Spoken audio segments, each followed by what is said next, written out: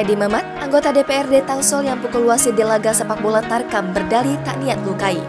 Edi Mamat, anggota DPRD Tangerang Selatan, mengaku dirinya tak berniat melukai dan memukul wasit. Meski dalam video rekaman yang beredar, jelas-jelas ia menyerang dan memukul wasit dengan penuh emosi dan membabi buta saat pertandingan sepak bola antar kampung atau Tarkam di turnamen Paku Jaya Cup 7, Jumat 10 Juni 2022 kemarin. Hal itu dikatakan Edi saat ditemui di kediamannya di Kelurahan Pondok Jagung, Serpong Utara, Kota Tangerang Selatan pada Sabtu 11 Juni 2022 malam.